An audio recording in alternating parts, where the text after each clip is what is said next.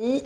Alors aujourd'hui, je voulais faire une petite vidéo que je voulais faire déjà depuis un moment pour Marie parce que en fait, ça me prend la tête qu'elle se fasse attaquer sans arrêt comme ça. Surtout qu'elle a rien fait pour mériter ça, hein. Hormis le fait qu'elle a toujours défendu les personnes, les propriétaires des chaînes sur lesquelles elle allait. Et elle est franche, elle est cash. Et c'est vrai que bon, elle prend pas toujours des pincettes pour parler. Du coup, certains le prennent mal parce qu'ils supportent pas la façon qu'elle a de dire les choses. Mais bon, on peut apprécier quand même sa franchise et voilà, et le fait qu'elle soit entière. Voilà, c'est pas une personne fausse. Marie, elle dit ce qu'elle pense et ça part comme ça part. Mais bon, à l'époque, elle a quand même fait beaucoup de boulot, notamment chez Saber, où elle a quand même présenté pas mal de sujets. Je vous fais écouter deux, trois petits extraits pour voir un petit peu ce que ça donnait. Nous allons survoler, avoir une vue aérienne de l'intelligence artificielle et Abdel viendra vous parler un sujet qui est tout à fait en cohérence avec l'intelligence artificielle, qui est le deep learning, littéralement traduit comme l'apprentissage profond. Voilà. Et puis après, si vous le souhaitez, si des gens souhaitent venir et s'exprimer, on pourra avoir un petit débat. Voilà, voilà. Alors, peut-être probablement... Il y a des questions aussi. Il y a des questions, bien évidemment, bien sûr. S'il y a des questions, dès que tu regardes, hein, s'il y a des questions, etc., ou vous les gardez bien, vos questions, et puis vous viendrez soit les poser. Et le problème de l'intelligence artificielle, c'est un problème d'éthique. D'accord, un problème d'éthique et un problème, moi je le dis aussi, un problème de géostratégie, hein, de géostratégie. À tel point, Saber, que là il y a quand même des gens qui se réveillent un petit peu. Il y en a quelques-uns en France, il y en a quelques-uns un petit peu partout et qui disent non, c'est trop grave, on a pris trop de retard.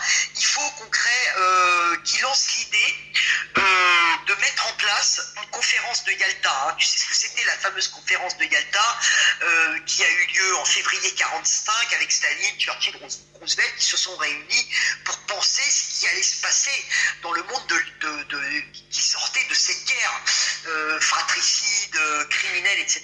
Bon, donc certains pensent que c'est tellement grave qu'ils réfléchissent à l'idée de mettre en place une conférence de Yalta au niveau européen, d'accord ? Puisqu'on est entre les États-Unis, entre les GAFA et les BATX, pour commencer à s'interroger et poser ces questions d'eugénisme, ces questions d'éthique, de géostratégie, d'accord, pour que tous ensemble, d'accord, en dehors des petites luttes partisanes, etc., qu'à un moment donné, hein, on se lève on relève les manches et que on aille dans le sens d'adopter une stratégie commune. Voilà, elle nous a fait donc exposer, c'est des petits extraits hein, sur l'intelligence artificielle. Ensuite, le pacte pour la migration. Nous avons été assaisonnés à la sauce Édouard Philippe. On va parler un peu d'actualité des Gilets jaunes, mais aussi de ce fameux pacte hein, qui malheureusement va faire des dégâts. Hein, prochainement quand il sera signé, mais il faut savoir que depuis le live qu'on a fait ensemble, le travail remarquable que tu as fait d'information, je remarque que c'est diffusé un peu partout, tout le monde en parle. L'information est passée, le messager n'a aucune espèce d'importance, c'est le message qui est important. Tout à fait. Et je suis heureuse de voir que maintenant beaucoup de gens en parlent, voilà, donc c'est formidable, tant mieux. C'est réussi, c'est ça le but. Nous sommes là pour ça, pas pour nous brosser devant un miroir ou devant une webcam. Nous sommes là pour, en tout cas les gens sérieux sont là avec leur boulot, etc. Les recherches qu'ils font pour vous transmettre des informations en tout.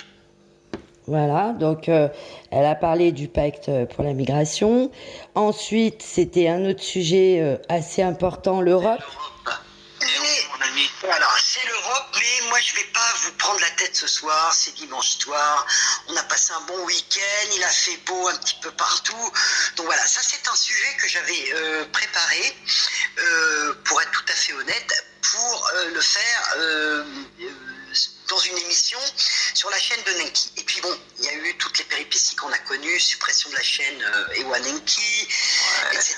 Et puis on avait commencé à enregistrer, ça s'était arrêté en plein milieu. Et puis voilà, et puis on en a parlé ensemble et tu m'as proposé avec beaucoup de gentillesse, de sympathie et d'amitié de le faire sur ta chaîne. Donc je partais en vacances, donc je voulais me remettre dans. Et puis j'ai dit allez ce soir, tu m'as proposé, je dis allez ce soir c'est le bonsoir. Je suis rentré hier des États-Unis et puis je me suis remis ça un petit peu. Alors vous me connaissez, je vais faire ça d'une façon didactique, pas prise de tête, parce que s'il y a bien un sujet qui prend la tête à tout le monde, c'est l'Europe, hein, n'est-ce pas Saber? Totalement.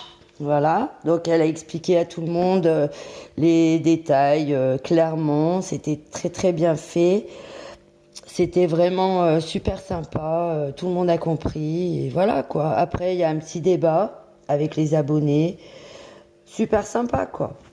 Avec des éléments. Avec des éléments. Alors, Ça c'est l'OIM. l'OIM, c'est l'Organisation internationale pour la migration. Alors, qu'est-ce que c'est que cette organisation? Alors, cette organisation, c'est une émanation du comité intergouvernemental pour les migrations européennes. D'accord. Voilà, ça a été créé en 1951. Il a été créé en 1951, cette organisation, pour aider la réinstallation des personnes qui étaient exilées après la Deuxième Guerre mondiale. Donc, c'est une agence intergouvernementale énorme dont le siège se trouve à Genève, Zénitude, qui est notre ami qui est suisse. Voilà. Et après, Marie aussi discutait avec les autres. Il y avait des bons contacts, c'était sympa, on rigolait bien. Le chat aussi, que j'ai salué en arrivant tout à l'heure. Ouais. Et où est Saber en fait? Alors, Saber est en mission très très spéciale au CRIF. Non, je déconne. Arrête de lancer des trucs comme ça, il y a déjà quelqu'un qui disait la chose spéciale, ça Oh, c'est la détente ce soir, on rigole les gars. Non, Saber a des trucs très très importants à faire en famille. Donc il nous rejoint. Ça va, c'est quoi alors? Voilà, je voulais vous transmettre de la part du frère de Saber qui nous écoute. Tu m'as fait peur sur la part du CRIF. non.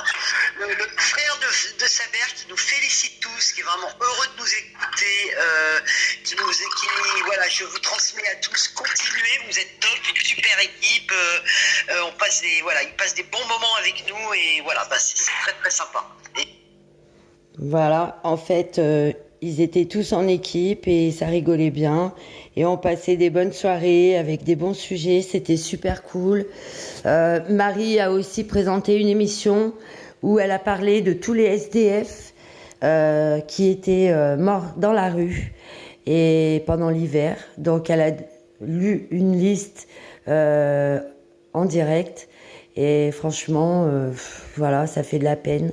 Elle a voulu rendre hommage à une association qui s'occupe de trouver les identités des personnes décédées dans la rue et de les inhumer dignement. Voilà Marie, ce qu'elle fait à ses heures perdues. Elle aide des associations, elle va voir des SDF. Et ça, personne n'en parle, tout le monde a oublié. On entend des accusations de cagnotte, etc. Allez voir une ancienne vidéo où je parlais de Marie et Nenki qui a lu une lettre pour la remercier d'ailleurs d'avoir travaillé sur sa chaîne, lui rendre hommage et parle de cette cagnotte et a dit que c'était des calomnies quoi, que elle avait rien à voir là-dedans. Pas plus que Saber, parce qu'en fait, cette histoire s'est passée sur la chaîne de Saber. Donc, quand vous dites que Marie escroque, vous mettez aussi Saber dans le panier. Donc, sachez-le, hein, parce que c'était pas la chaîne de Marie, c'était la chaîne de Saber. Donc, c'est lui qui est responsable. Mais là, c'est pas du tout le cas. Ils ont présenté une association qui voulait faire une action, qui a demandé des dons. Marie, au début, a pas voulu demander des dons tant qu'elle n'était pas sûre du projet. Et en fait, Saber a voulu quand même le faire. Ils ont eu confiance et quelques temps après, ils se sont rendus compte que bah non, il n'y avait rien de concret. Et après avoir fait des recherches, ils ont découvert la supercherie. Donc, ils l'ont dénoncé ensemble. Marie a appelé les avocats, etc. Voilà, elle a fait du taf encore une fois. Et donc, ils ont dénoncé ça à l'antenne, hein, en live, que c'était une arnaque. Donc, faut arrêter d'accuser Marie. Elle a jamais fait de cagnotte. Elle a jamais, voilà. Vous l'accusez de diffamer, etc. Elle fait aucune vidéo. Elle ne parle plus en live. Après, elle a le droit de commenter. Elle a le droit d'écrire sur des chats. Je vois pas pourquoi vous l'attaquez, elle. Je comprends pas. Arrêtez, parce que Marie, c'est une très bonne personne. Et elle ne mérite pas ce que vous lui faites. Elle a eu son identité divulguée, son adresse. Elle a reçu des menaces de mort par téléphone. Non, non, là, je suis pas d'accord. C'est une femme. Arrêtez. Il y en a un qui a dit il y a pas longtemps, oui, est-ce qu'on a le droit de clasher des femmes? Eh ben oui, oui, c'est pas ça le problème. Moi, j'ai jamais dit qu'on pouvait pas clasher des femmes. Si une femme clash un homme, bien sûr qu'il peut rétorquer. Mais le problème, c'est d'attaquer à armes égales. C'est-à-dire pour répondre à des moqueries ou des piques, on va pas balancer des insultes ou des menaces de mort. Hein. Chose qu'on lui a reproché l'année dernière, pendant plusieurs mois, d'avoir souhaité la mort d'une personne, alors qu'en fait c'était faux. Et là, il n'y a pas longtemps, on lui souhaite la même chose. Alors donc, là non, non, non. Il faut que ça soit à armes égales, le clash. Sinon, vous faites comme l'histoire avec Bassem, de venir à plusieurs sur une personne. Ça revient au même. Donc soyez logique avec vous-même. Respectez ce que vous dites, et après, ça ira mieux. Voilà. Merci et gros bisous à Marie, gros soutien à ma belle. Merci à tous, bonne soirée.